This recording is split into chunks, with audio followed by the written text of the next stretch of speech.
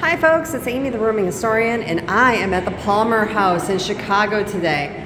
And in this red staircase, circular staircase, this takes you up from the street level to where is Potter's. Potter is named after Potter Palmer, by the way. Potter Palmer gave the blueprints to Bertha Honoré. Bertha Honoré, oh, she came from French heritage, and she must have been quite the debutante, because a lot of men were after her.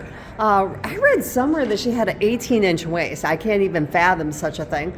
But anyway, so Potter, in order to win her hand in marriage, he offered her something that nobody else was. He offered her the blueprints to her own hotel, what would become someday the fabulous structure that I'm standing in right now.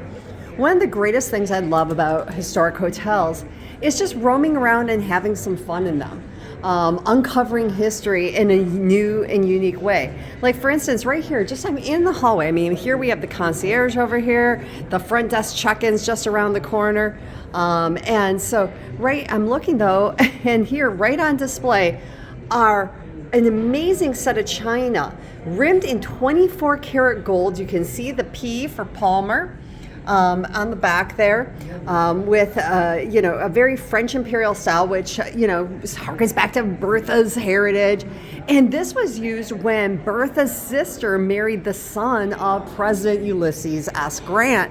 And so, we can walk around, and this is what I encourage you to do.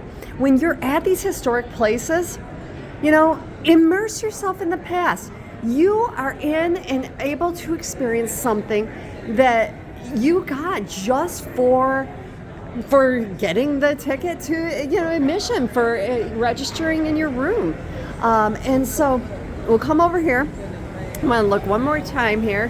I've been looking at this a lot in the past few days. This is the Stein that at that banquet I was just talking about, where Grant's son marries Ida, Bertha's sister.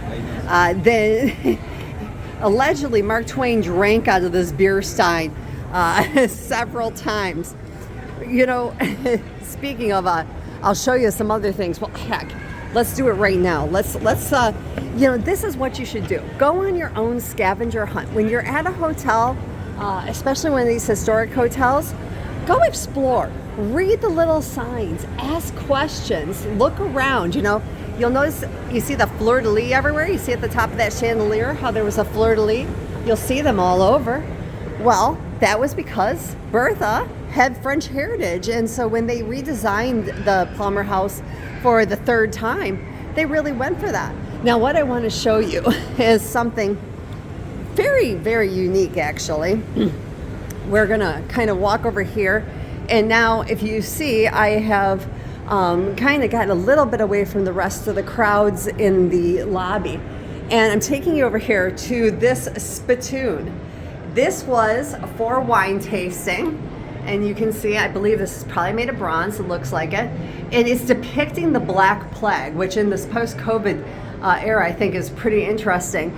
And this would have been used in the 1893 World's Fair, which, as we all know, right, was held in Chicago.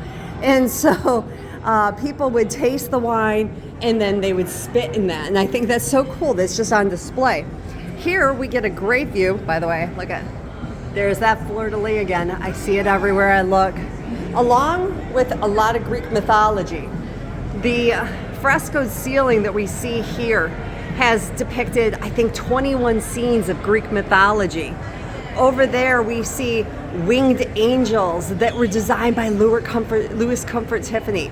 We'll see more of that. I'm gonna poke around this museum look at this hotel today. I'm gonna poke around, and I'm going to have some fun, and I'm going to treat it like my own personal museum, and kind of pick apart some of the stuff for you that I see, and let you see it through my eyes, because I have a blast here, and I'm just going to have fun, and you guys can come along with me.